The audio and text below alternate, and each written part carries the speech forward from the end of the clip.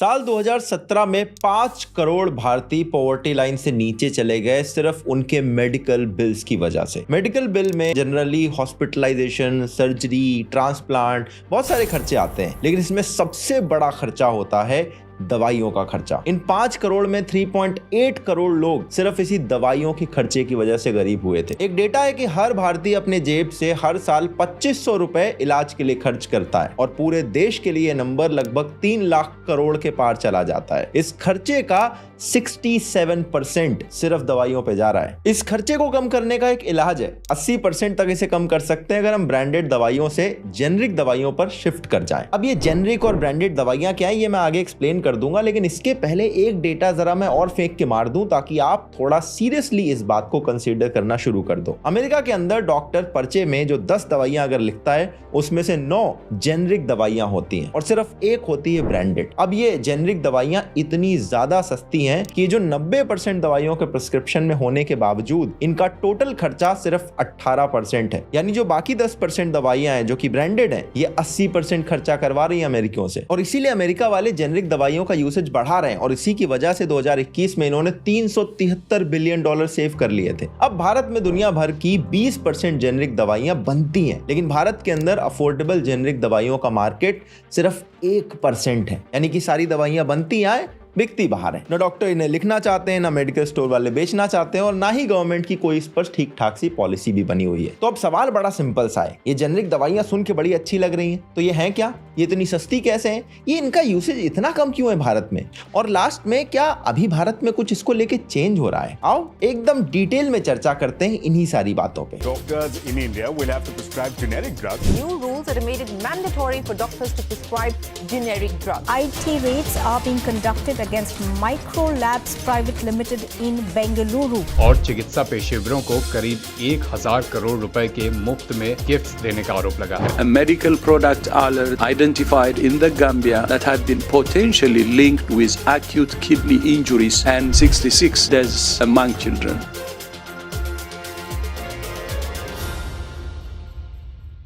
देखो, दवाइयां mainly 2 type की होती हैं, ब्रांडेड और जेनरिक। ये ब्रांडेड के अंदर ना 2 और टाइप होते हैं, ब्रांडेड पेटेंट वाली और ब्रांडेड जेनरिक दवाइयां। कोई भी बड़ी फार्मा कंपनी जब रिसर्च करके दवा इन्वेंट करती है तो उसको पेटेंट करवा लेती है, फिर सिर्फ ये अपने नाम से इसको बेचती है। अब ये होती हैं ब्रांडेड पेटेंटेड दवाइयां। अब ये पेटेंट कुछ टाइम बाद खत्म हो जाता है तो उसके बाद बाकी कंपनीज भी ये दवा बना सकती हैं और अपने अपने ब्रांड नेम से इनको बेचना शुरू कर देती हैं। इन्हीं को बोलते हैं ब्रांडेड जेनरिक दवाइयां। मतलब दवा पर ब्रांड का नाम तो है, लेकिन अब सब लोग बना रहे हैं तो ये दवा जेनरिक हो जाती है। अब भारत में ब्रांडेड दवाई जितनी बिकती है उसमें 90% दवाइयां ये ब्रांडेड जेनरिक वाली होती हैं और बाकी सिर्फ 10% ही होती हैं जिस पर किसी एक कंपनी का पेटेंट है। फिर आती हैं एकदम जेनरिक दवाइयां जिसमें सिर्फ दवा का केमिकल कंपाउंड लिखा जाता है, इसमें कोई ब्रांड नेम नहीं इंक्लूडेड होता। अगर कीमत की बात करो तो जो ब्रांडेड पेटेंटेड दवाई है जो सिर्फ एक कंपनी बना रही है वो सबसे महंगी होती है। फिर ब्रांडेड जेनरिक वाली आती है जो कि थोड़ी सस्ती होती है, मगर यहाँ पे भी ब्रांड लिखा है तो इनका भी खर्चा ज्यादा होता है। सबसे सस्ती होती जेनरिक दवाइयां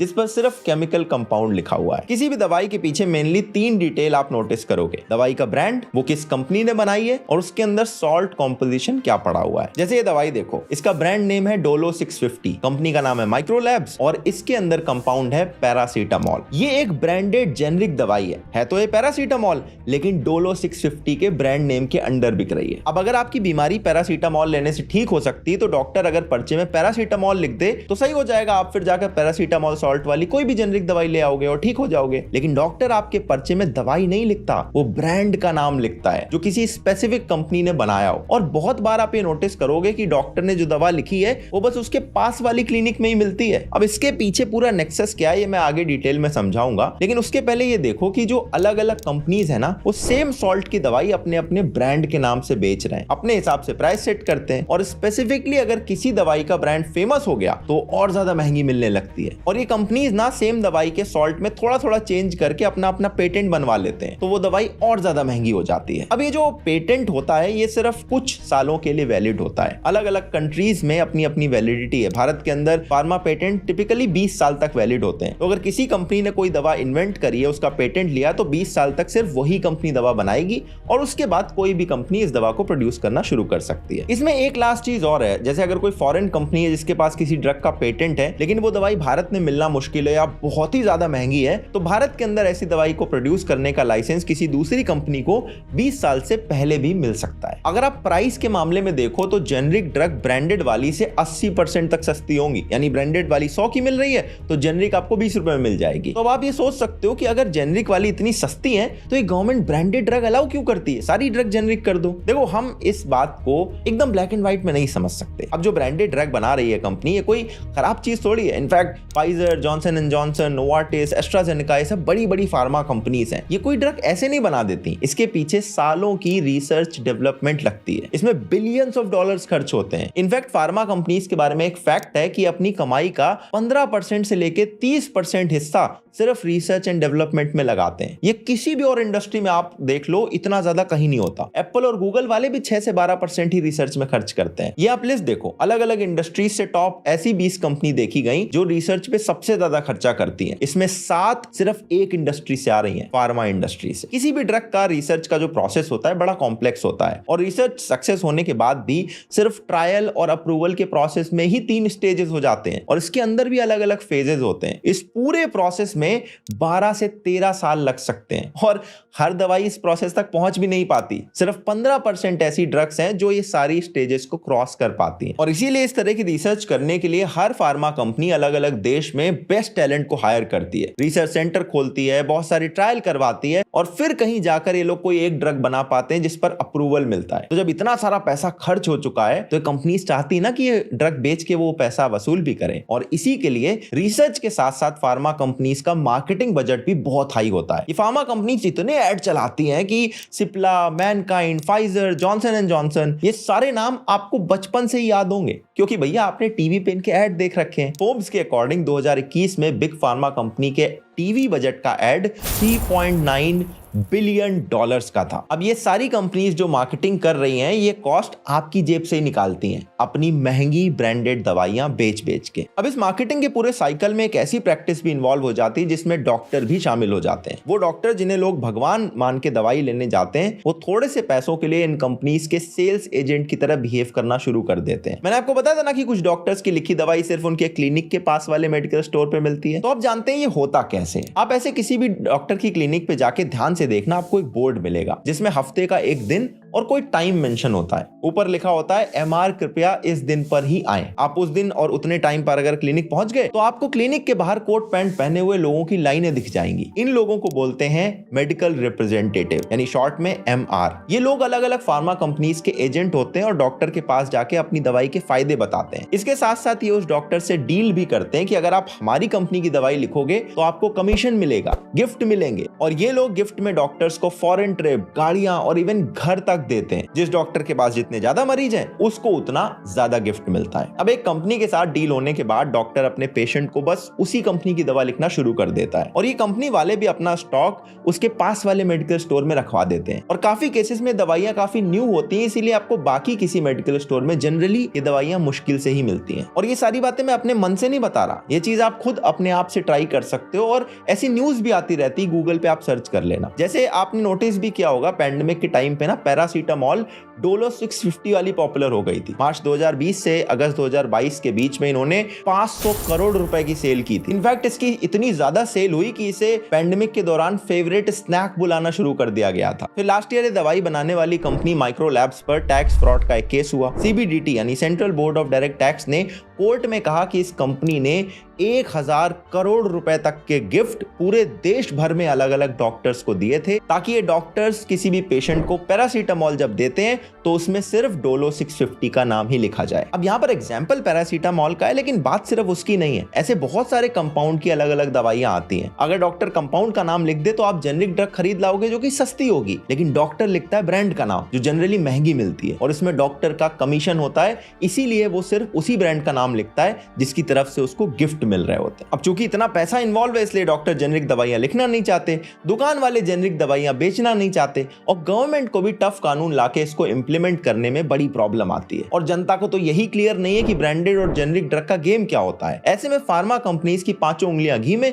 और सिर कढ़ाई में होता है। लेकिन लास्ट कुछ ईयर से ऐसा लग रहा है कि गवर्नमेंट अब जेनरिक दवाइयों को प्रमोट करने के लिए थोड़ा एक्टिव हो गई है। वैसे 2002 से ही मैंडेटरी है ये बात कि डॉक्टर जेनरिक दवाइयां प्रिस्क्राइब करें, लेकिन अभी बहुत रिसेंटली इस पर एक टफ डिसीजन लिया गया जब नेशनल मेडिकल कमीशन ने यह कहा कि भैया डॉक्टर अगर जेनरिक ड्रग प्रिस्क्राइब नहीं करेगा तो उसको पिनलाइज किया जाएगा, उसके लाइसेंस को भी रिवोक किया जा सकता है। अब डॉक्टर्स जो हैं वो इस बात से बिल्कुल खुश नहीं है। इंडियन मेडिकल एसोसिएशन जो देश में डॉक्टर की सबसे बड़ी बॉडी है, इसने इस बात को अपोज किया। डॉक्टर्स का कंसर्न ये है कि भैया जेनरिक दवाइयों की अवेलेबिलिटी बहुत कम रहती है। डॉक्टर कहते हैं कि हम जेनरिक दवाई लिख भी देंगे तो जो मरीज है मेडिकल स्टोर पे जाएगा, वहां पर जो फार्मासिस्ट है पर्चे पे कंपाउंड पढ़ के उसे कोई ब्रांडेड दवाई ही चिपका देगा और कई बार उस ब्रांड की दवाई में हो सकता है कुछ और भी ऐसे कंपाउंड मिले हो जो उस पेशेंट के लिए ठीक ना हो और ऐसे में पेशेंट के लिए लेने के देने पड़ सकते हैं। अब अपने देश में मेजॉरिटी लोग आज भी दवाई को पीली वाली, नीली वाली, गोल वाली, लंबी वाली ऐसे कह के पहचानते हैं, तो उनके लिए सॉल्ट कंपाउंड को देखना, समझना और फार्मासिस्ट के इस धोखे से बचना बहुत ईजी नहीं होने वाला है। कई बार आपने भी देखा होगा कि फार्मासिस्ट के पास आप कोई दवाई लेने जाते हो तो बोलता है इस वाले ब्रांड की तो नहीं है, लेकिन बिल्कुल सेम दवाई मैं दूसरे ब्रांड की आपको दे रहा हूं, इसमें सेम कंपाउंड है, कोई दिक्कत नहीं होगी। ऐसा ये फार्मासिस्ट इसलिए करते हैं क्योंकि ब्रांड वाइज इनके पास जो मार्जिन आता है वो बहुत अलग अलग होता है। मुझे एक फार्मासिस्ट ने बताया कि दो अलग अलग ब्रांड की अगर सेम दवाई आप देखें जिसमें ऑलमोस्ट सेम एमआरपी लिखी, जैसे 175-80 रुपए लिखी है, तो उन्हें एक दवाई हो सकता है 20 की मिले और दूसरी 120 की। तो देख रहे हो मार्जिन में कितना बड़ा डिफरेंस है। तो ये फार्मासिस्ट भी वही दवाइयां ज्यादा सेल करने की कोशिश करते हैं जिस ब्रांड से इनको ज्यादा मार्जिन मिल रहा हो। ऑल्दो गवर्नमेंट को भी ये प्रॉब्लम पता है, इसीलिए उन्होंने प्रधानमंत्री जन औषधि वाले मेडिकल स्टोर खोले जहां पर आपको सस्ते में अच्छी क्वालिटी की जेनरिक दवाइयां मिल जाती हैं। लेकिन ये अभी भी हर शहर में इजीली अवेलेबल नहीं है। तो अगर जेनरिक ड्रग का अडॉप्शन बढ़ाना है तो डॉक्टर के पर्चे में लिखवाने के बाद इनको अवेलेबल करवाना सबसे बड़ा स्टेप होने वाला है। अब देखो जेनरिक ड्रग का मेन फायदा मैंने आपको बता दिया, वो है पैसे की बचत। लेकिन पैसा बचा के सेहत से खिलवाड़ भी तो नहीं कर सकते और इसीलिए अभी तक जो पॉजिटिव्स मैंने आपको बताए हैं, तो मेरा फर्ज है कि जेनरिक ड्रग के साथ जो बड़े बड़े स्कैंडल हुए, जो इनकी बिटर साइड है,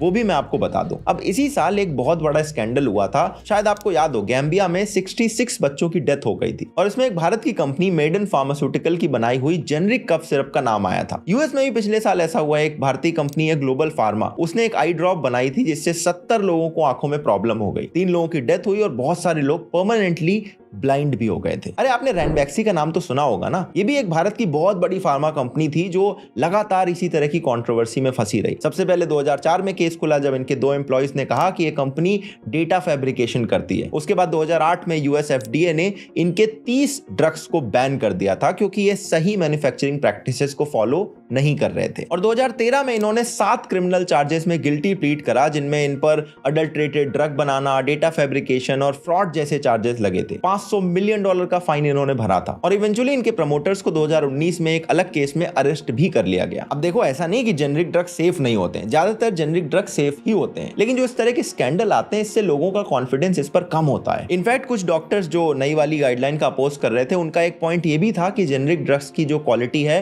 वो ब्रांडेड ड्रग्स की कंपैरिजन में अच्छी नहीं होती। लेकिन इन स्कैंडल्स के बावजूद भी भारत की जेनरिक ड्रग्स काफी सेफ हैं और इनकी क्वालिटी भी अच्छी है, तभी तो हम इतने बड़े अमाउंट में इनको एक्सपोर्ट भी करते हैं। और जेनरिक ड्रग के यूसेज से लोगों का सिर्फ पैसा नहीं बचता, बल्कि जो लोग गरीब हैं, जो एक्चुअली में दवाई अफोर्ड ही नहीं कर पाते, उनके लिए इलाज और ज्यादा अफोर्डेबल भी बनता है। अब देखो बीमारी के टाइम पर किसी को एक्टिविज्म नहीं याद आता, ये मुझे भी पता है। जो डॉक्टर लिखता है सब लोग चुपचाप लेके आते हैं और खा के इंतजार करते हैं कि वो जल्दी से ठीक हो जाए। लेकिन थोड़ी थोड़ी अवेयरनेस भी जरूरी है ना यार। नेक्स्ट टाइम डॉक्टर के पास जब जाओ तो एमआर वाला जो बोर्ड है वो जरूर सर्च करना। डॉक्टर जब दवा लिखे तो उसकी कंपनी देखना। डॉक्टर से पूछना कि क्या वो ब्रांडेड की जगह कोई जेनरिक ड्रग आपको लिख सकता है। पता करना अपने आसपास की जेनरिक ड्रग्स कहां मिलती हैं, और जेनरिक दवा ना भी मिले तो जो ब्रांडेड दवाई मिले उसमें सॉल्ट कॉम्पोजिशन को देखना, फिर सेम सॉल्ट कॉम्पोजिशन वाली दवाइयों के रेट मैच करना, देखना कौन से ब्रांड ज्यादा महंगी चीजें बेच रहा है, किस कंपाउंड से क्या होता है। मैं आपको एक्टिविज्म करने के लिए नहीं बोल रहा हूं, बस थोड़ा सा अवेयर होने वाली बात है यार। बाकी कानून तो सिर्फ पेपर पे बनता है और उससे थोड़े थोड़े चेंजेस आते हैं, लेकिन अगर हम सब लोग थोड़ा थोड़ा अवेयर हो गए